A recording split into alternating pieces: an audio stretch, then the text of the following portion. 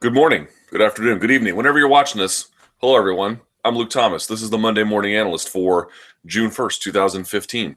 Today on the podcast, we'll talk about UFC Fight Night 67, headlined by Carlos Condit versus Thiago Alves. We'll also get to, if we have time, Chris Algieri losing to Amir Khan, PBC on Spike. And of course, the host of events that happened over the weekend, including the Mundials. I'll try to get to a little bit of that if we can. This podcast works very simply. 30 minutes, I try to, or less, talk about the technical action from the week in combat sports. Not like the live chat where I take questions. This is pretty much just a breakdown of technique. So, 3 parts to the podcast: the big overview, the technique results themselves, and then what to expect the following weekend. So, with 30 minutes on the clock, let's begin. All right. Big overview. So it's June 1st, and the month of May is over. It was believed that heading into the month of May, when certainly April or February was around, we were thinking, wow, May is going to be the greatest month in combat sports. And I can't even get into all the events that happened, but when you think about it, there was sort of Beat the Streets. So there was USA Wrestling. I think there was also a Las Vegas Open. I'm not sure exactly, but anyway, there was Metamoris, there was Mundials. There was the Glory, I think 2 Glory events, certainly at least 1 Glory event. Yeah, I think the 1 Glory event. Multiple Bellator events, UFC 187, Miocic Hunt, Edgar Faber. There was a lot of events. There was a ton of events. More than I think most could keep up with. There was GGG boxing. There was Canelo versus Kirkland. There was just a lot. There was really a lot. So when you think back, you're like, wow, has one month been as busy as the month of May of 2015? And I don't think you can say that there has been, at least across the diversity of combat sports in that sense. Certainly, and of course, Mayweather Pacquiao, who could forget, right? Feels like ages ago, though, now. But I think the key takeaway was that while May 2015 was certainly the busiest month in combat sports that I can remember ever, I'm not sure it was the best, a lot of events came and went and weren't that great. Metamoris had a couple of good matches. I thought Roberto Satoshi versus Clark Gracie was great. I enjoyed Joe Lazan versus Dylan Dennis. But the event generally was kind of lackluster. Even the Mundials this past weekend, there was many good events. Don't get me wrong, many good matches or fights, whatever you prefer to call them. But at the same time, no Rodolfo Vieira, Buchecha got injured. And so I'm certainly very happy for Bernardo Faria, who's a great guy, but it didn't have that kind of big event feel by the time the absolutes came around. Mackenzie Dern did great. Beatriz Mosquito did great. And then Dominique Obalente for Marcelo Garcia did great, but again, didn't have that big event feel for that. Kirkland got blown out, so that was cool because it was fun to see Canelo, but it wasn't a historic event. Neither was GGG's fight. Mayweather Pacquiao was historic in many ways, but the fight failed to live up to, I think, many fans' expectations. So UFC 187 was great, but it lacked that star power that John Jones brought. So there was a lot to be happy about. I'm not complaining as such. I just think we may have confused frequency of events and the breadth and depth of events with just the reward that it fell short of the promised reward, I think, is sort of the takeaway I have there. For me personally, maybe you were thoroughly entertained the whole way through, but I thought either events got run over or events failed to live up to expectations, or events were great, but just, not exactly what they could have been. I'm not complaining as such, although it may sound like it. I just think if we set ourselves a standard, we have to ask ourselves once that month has expired, whether or not it lived up to our expectations. And everyone's answers will differ. For me, now that the month's over, I don't feel like we closed some sort of historic chapter. I feel like we're just sort of on to the next one. But it could just be me. Okay. So we move on to now the fights themselves. This is how the podcast works. So we're going to talk about, of course, UFC Fight Night 67. That is UFC Fight Night Condit versus Alves. Forgive my Portuguese. The event took place at the Goiânia Arena in Goiânia, Brazil. Markedly bad attendance, the lowest I can recall ever for something not at the Pearl at the Palms. 3,500 people. This was an event a year ago with Vitor Belfort and Dan Henderson, drew nearly 11,000, less than 4,000. I've been a part of regional events here in Washington, D.C. that have done twice that. That's a very bad number. That's a very bad number. We don't have what the gate was, but this might be an event where the UFC lost money. I'm not sure. I can't say that with any kind of confidence, but they certainly did not draw a ton of money from the gate. We can at a minimum infer that. The event was headlined by a welterweight bout between Carlos Condit and Thiago Alves. We will just sort of walk down from top to bottom as we have normally done previously. Now, I went way over the time limit last time, so I'm going to skip over a few fights, including the entire Fight Pass card, because there's just not a lot to get to here.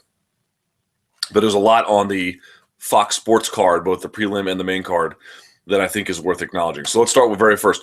Carlos Condit defeated Thiago Alves via doctor stoppage after the second round. So the first round completed and the second round completed, and then it was in between rounds as the ringside physician was examining Thiago Alves. He recommended to the referee that they stop it, and the referee stopped it from there. So let me pull up my notes here. A lot to like about this fight. A lot to like.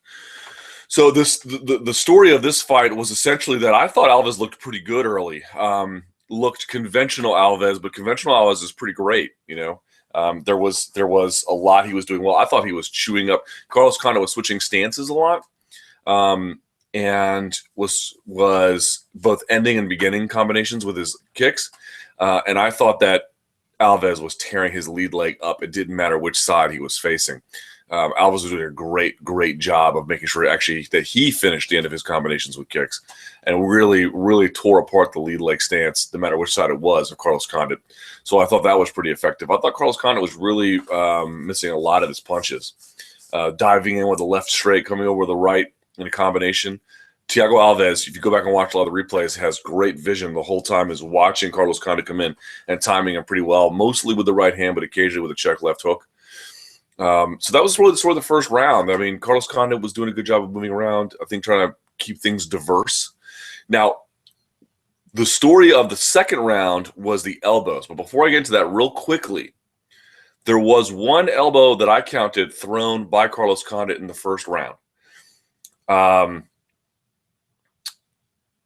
is pawing with a jab, but a lazy jab. He's just sort of like feeling it a little bit. Like he'll throw it if he can. It's not quite chambered all the way. It's kind of out there a little bit.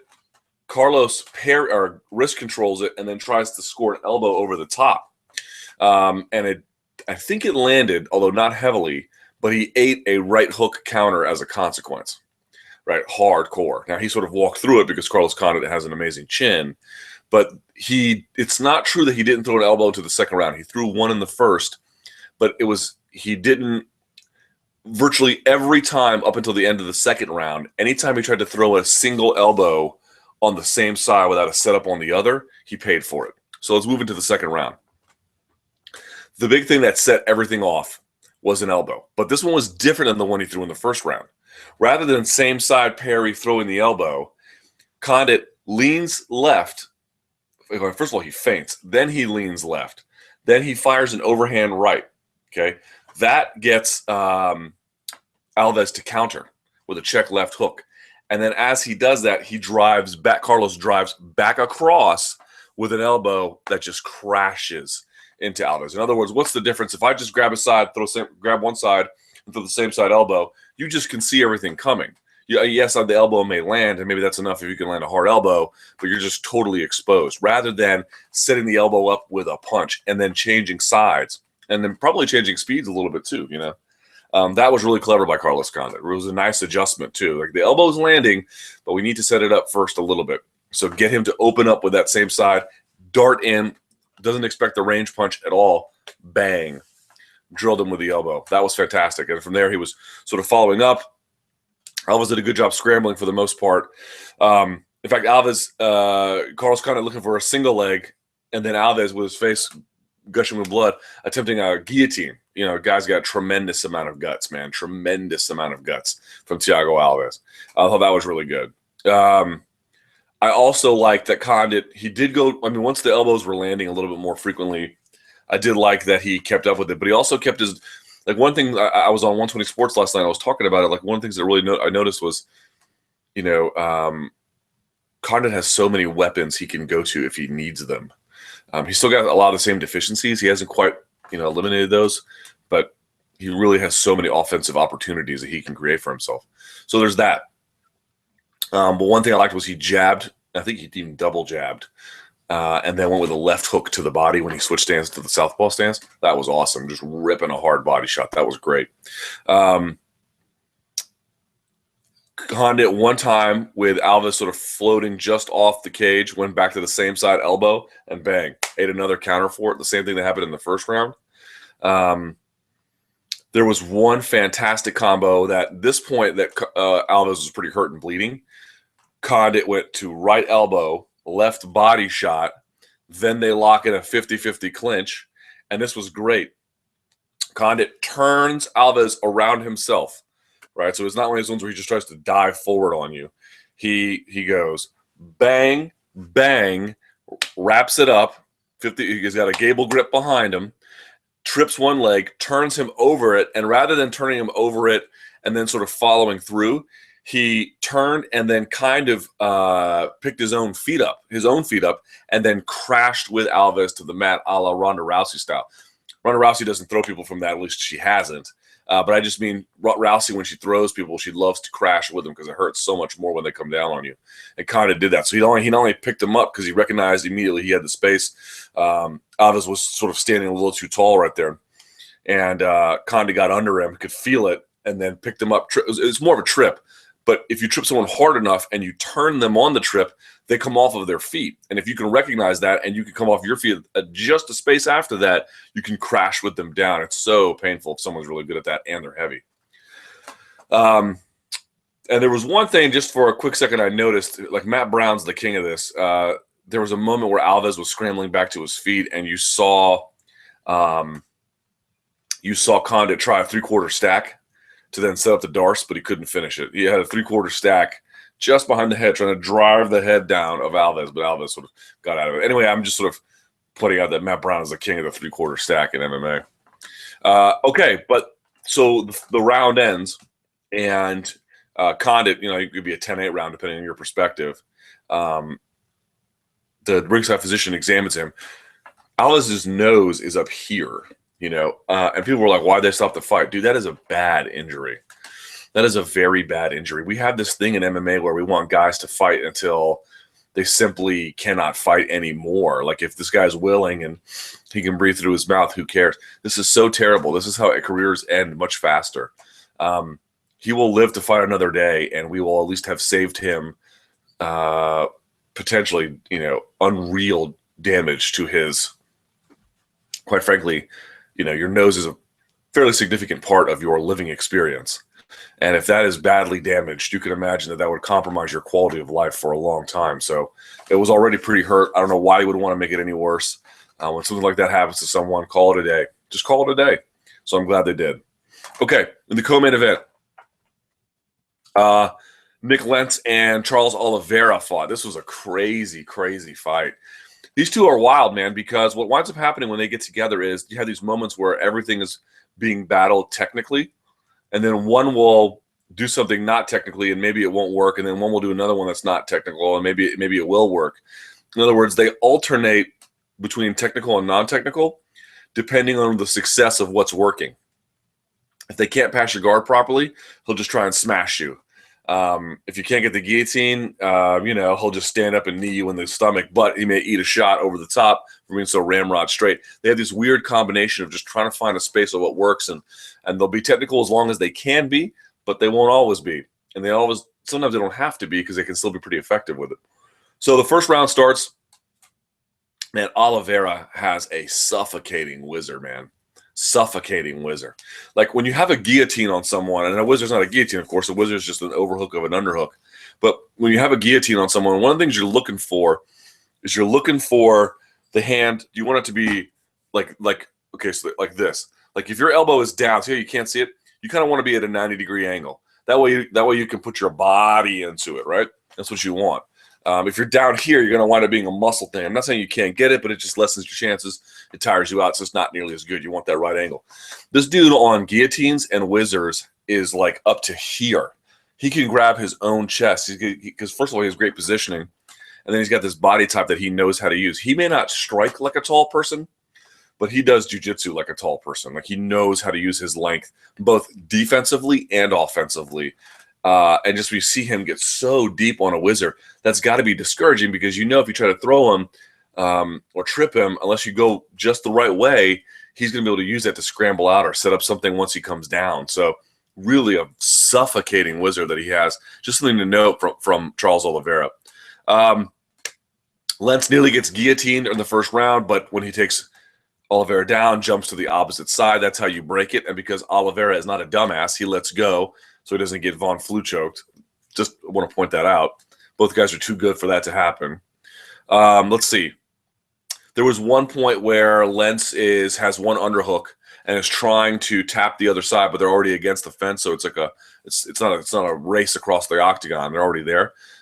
It gets Oliveira to post both hands on the mat, which Lentz uses to then back out his head and then come all the way behind. So that way, it's essentially a way of shucking off the underhook. That was awesome.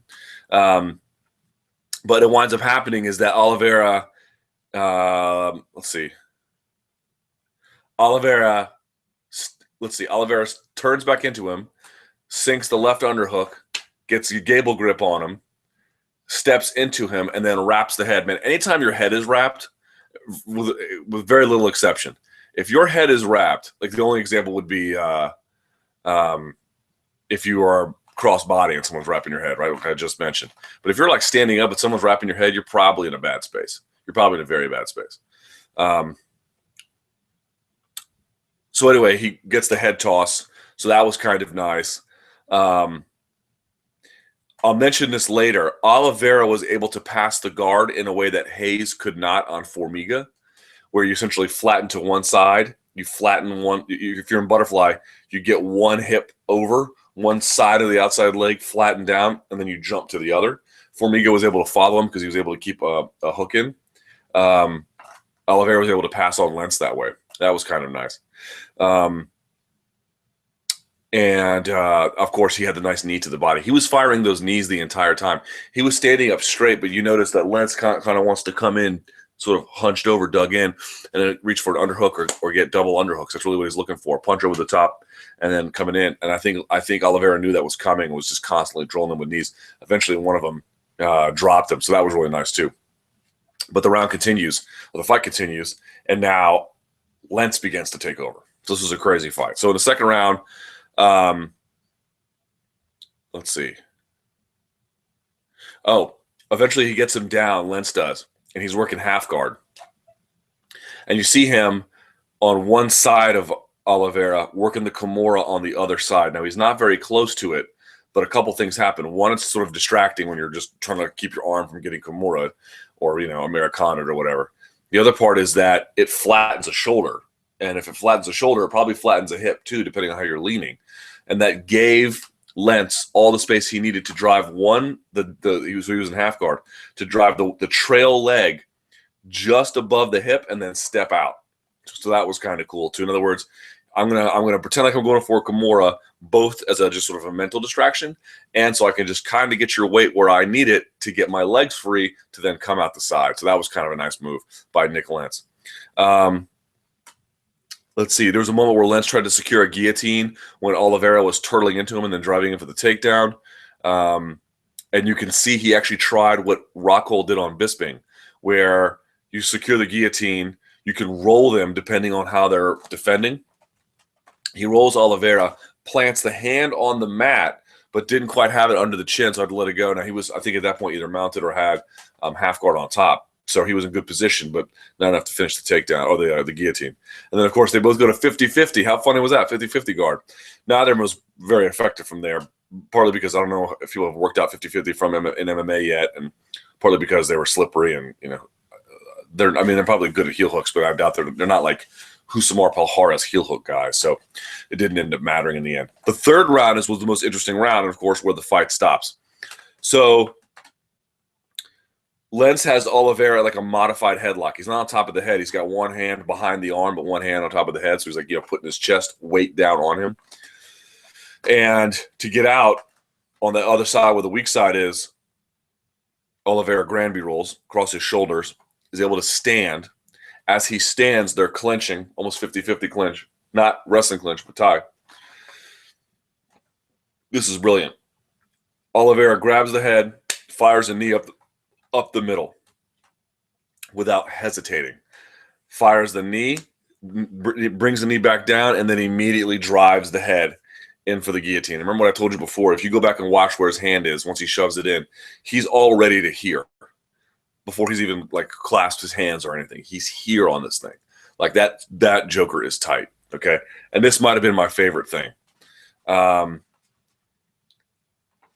As he grabs this, he doesn't just like knee him, pull him down, grab a hold, and then jump. As he is driving him down, he turns him out, right? So like, I'm not just going to lock you in. I'm going to off-balance you, and I'm going to off-balancing you in a way where I want you to step to a certain direction that helps me crank the choke and gives me the balance that I need. It benefits me. So what he does is he drives it in, steps around, and then takes the opposite side, from the opposite side of the guillotine, uses that foot to basically jump, guard, and then turn. So they almost do a 180 before Oliveira goes down. Now, eventually they jump. Lentz sort of rolls forward over the outside shoulder of Oliveira. Oliveira is on top, man. At this point, it is bad. He's got both feet crossed behind the legs of Lentz. Guillotine is on perfectly straight. He's using his head as a post, and he's driving his hips in. That would finish 99.9% of people, but Nik Lentz is just tough as hell. So what does he do? They didn't talk about this in the broadcast. That actually did not finish him. Oliveira had to adjust it. So what does he do? He actually lets go of his own legs and puts his knees on the mat. But he puts his knees on the mat not so that the mat will carry his weight from his knees, so that he can widen his base. And when he widens his base like that, it actually frees him up instead of posting his weight kind of leaning on his head, right? Because that's what he was doing. He was posting his head previously when his legs were locked so he wouldn't get rolled. It's almost like your hand going on the mat. You post on your forehead. But it wasn't quite enough to finish him. Again, it would have finished anybody else, but it wasn't enough to finish Lentz. So he then lets off of that a little bit so that his weight goes like this a little bit, and then it widens at the back where his legs are, but that gives him just enough space to then arch a little bit more. And you'll notice his head comes off the mat when he finishes, because at that point, he's really sinking into it. I mean, there's nowhere to go at that point, and that's when Lentz taps. So should be noted that when he got that guillotine, I would have bet my money it was going to finish him, and it didn't. He had to adjust the guillotine, widening his base so he could create more leverage at the top of the guillotine. That was nice. Oliveira Nunes. This was a super sloppy. So I'll just talk about how it ended. Oliveira takes the back correctly, which is to say, when someone turtles, you don't try and jump on their back like a horse. You see some guys do it and they get away with it. That's cool. But that's not a technical way. What you want to do is when someone is on a side or on their back and they begin to turtle, whatever side you're nearest on, they're going to open up their arms. Even if they're super disciplined about their defense, that's the hook that goes in. And sometimes you can't always get the hook first, but you at least want to use a knee as a placeholder, something. But whenever someone rolls onto their base into turtle, the near side is the side that the hook goes in first. And that's also the same side, by the way, that when you do a seatbelt grip, it has to come over the neck. So the seatbelt grip was one hand. If I'm taking someone's back, I'm going to have one hand over their neck and one hand under their armpit. And the hand that's coming over, or I should say the arm that's coming over the neck, you pretend like you have a knife, it stabs, and then this one comes on top. That's how you do it. You don't have this hand and this comes on top. It creates hand fighting situations. The hand that comes over the neck here, and then you grab. Okay, that's how you do it, which is exactly what he did. I mean, like textbook, perfect. Okay, sinks the hook in, almost like a baseball slide, comes in with a Marcelo Garcia seatbelt grip, bang. So what happens? So they kind of sit up like they do like a bit of a together chair sit, and Oliveira's holding his grip just fine. Nunes has one hand just like here, not here on the inside to prevent anything from happening, not yanking down, not 2-on-1. He's got one hand down and then the other hand just like covering his forearm. Well, dude, that is not nearly enough.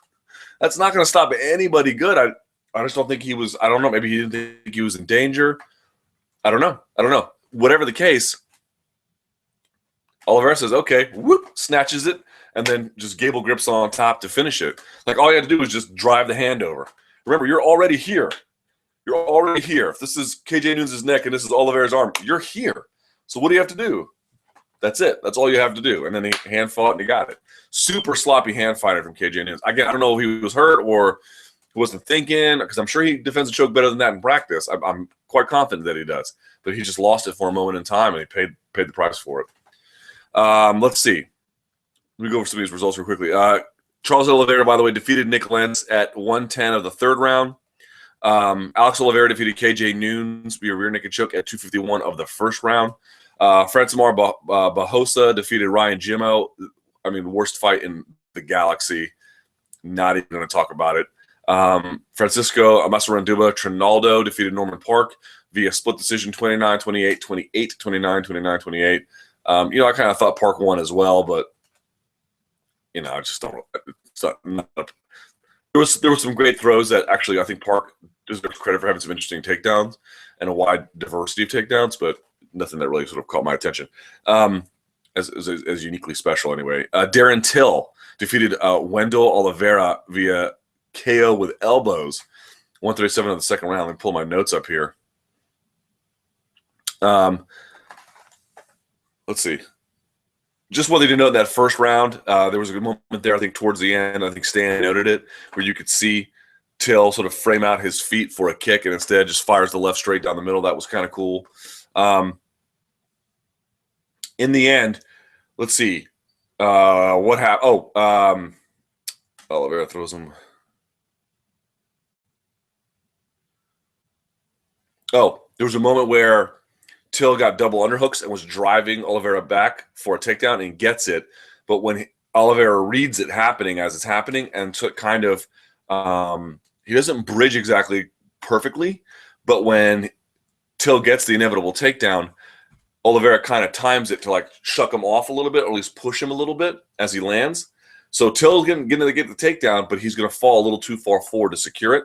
And that gives the time and space that Wendell needs to then rotate back out of it and get on top. That was kind of cool. But then eventually what happens is Oliveira goes for a takedown. Till has a fantastic whizzer. I mean, drives that whizzer in. And it winds up forcing Oliveira to whip a full 180 around. Right, so Oliveira's coming in. Till hits this whizzer, bang. Wendell goes all the way around this way. At that point, Till is still on his toes driving forward. Wendell was on his knees turtling and just gets run over at that point and has to go to his back from half guard.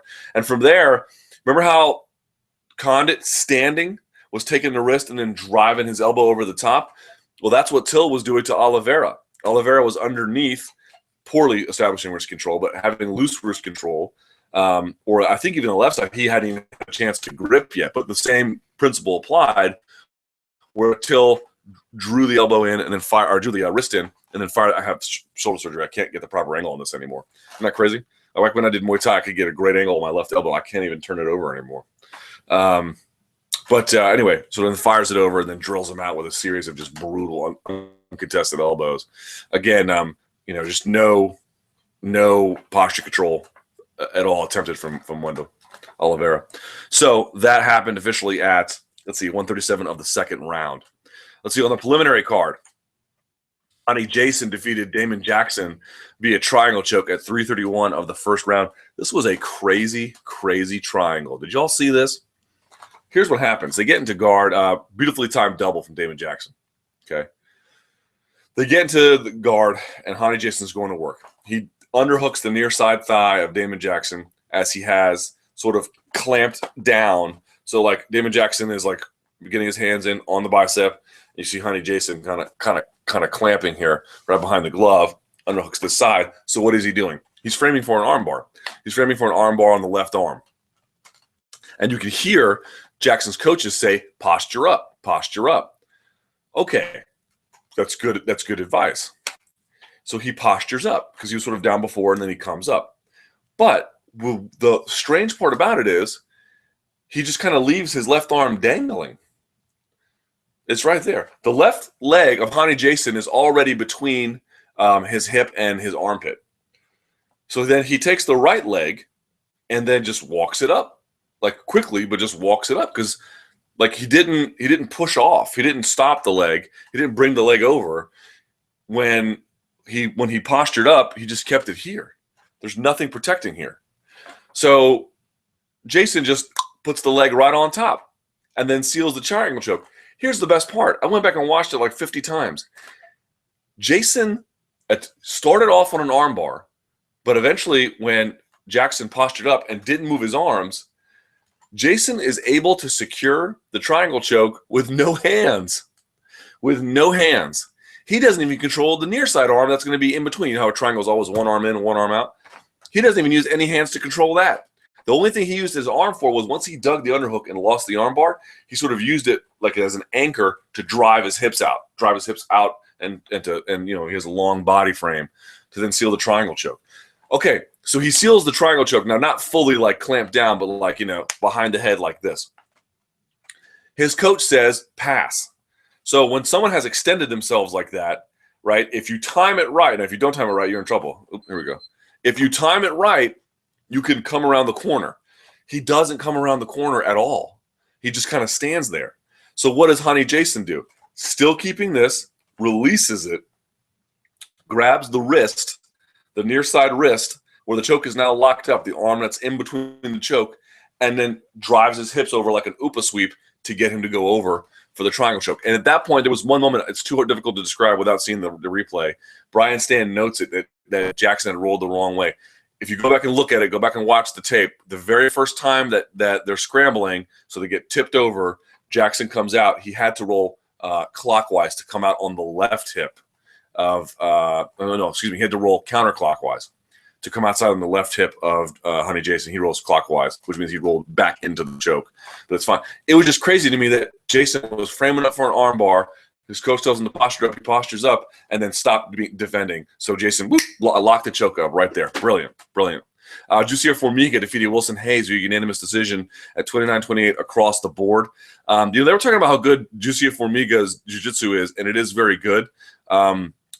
Hayes is one of the guys who started out a little bit in this area. In Philly, really, but was part of. Long story short, I've had the opportunity to train with him a couple of times. He's a Roberto Godoy black belt, and Roberto Godoy one time came for a seminar. It was if you believe it, I'm not kidding, a sparring crank seminar. Crazy, crazy, painful stuff. Wilson Hayes' jiu-jitsu is amazing. You know, look, he may not have. Well, first of all, he has great credentials as a jiu-jitsu guy. He doesn't have, multiple world titles, but in MMA, especially when it comes to wrestling and scrambling, I would like his chances against anybody. Like, his jiu-jitsu is phenomenally good. Phenomenally good. Okay, just point that out to begin with. Formiga had a couple things interesting in the first round. Had a good knee tap from a kick he caught in the first round. That was cool. In the second round, let's see. Avoiding the back. So Formiga takes the back standing, as he's so wont to do.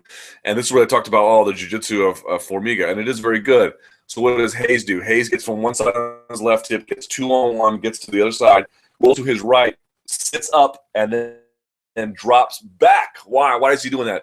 He's changing sides and spaces to give him just enough twist and turn to then push on the arm, and then get his hips and rotate himself back onto his base, which he did perfectly. If you just sit here and you try to squirm, it's not going to work.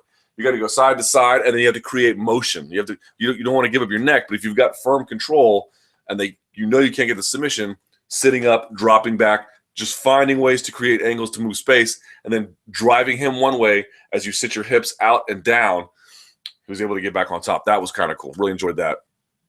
Good job by Formiga. They were battling with underhooks, and they were changing. They were sort of like pummeling in. They repummeled on one side. As soon as it happens, as they turn, Formiga pins the hip, the elbow of Hayes to his own body. Bang, traps holds him up, trips the foot, turns him, and rolls him over. Right. So they switch into the pummel. They repummeled it on one side, but they're turning. As they turn, he pins his elbow against his own body, pinning. Hayes is in between, so Hayes has nothing on that side to block him. Stops the foot as they turn, and then Hayes goes over. That was a great trip from Formiga. Let's see, and then you have not last but certainly not least, you have Nicholas Dalby defeated. I'll just call him Dos Santos.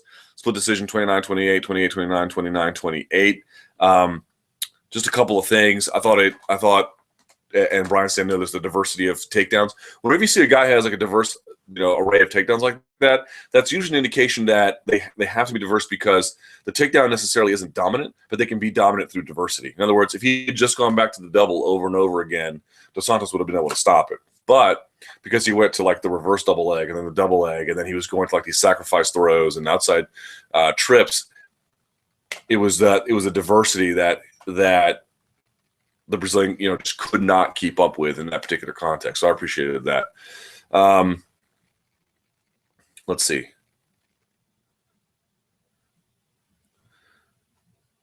Oh, real quickly.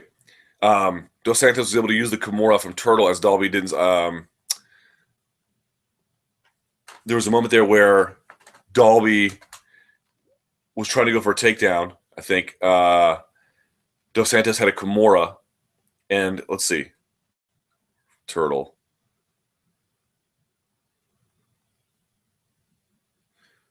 Excuse me, yeah. Dalby was on the back, and Dos Santos had a Kimura, was trying to lock it up. So what happens? They're kind of on one side.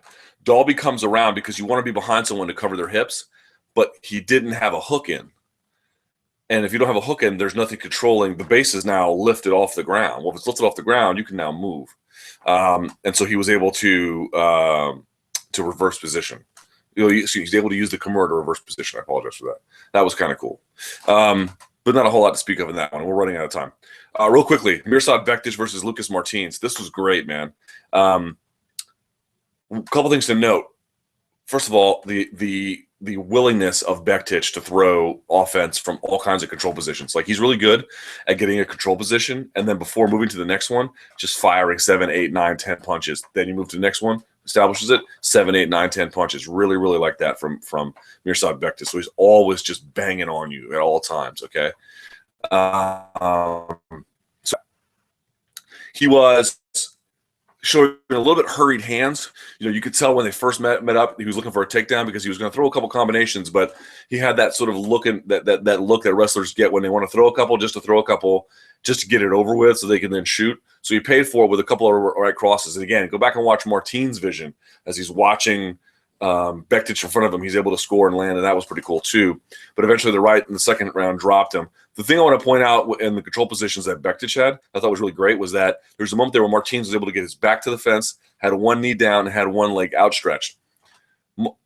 Bektic, whatever it is, not only had the leg wrapped like a leg ride, but had a lockdown on it. So you know how Eddie Bravo does the lockdown? So if I'm Eddie Bravo, someone's on top of me, I'm going to lock up a half guard.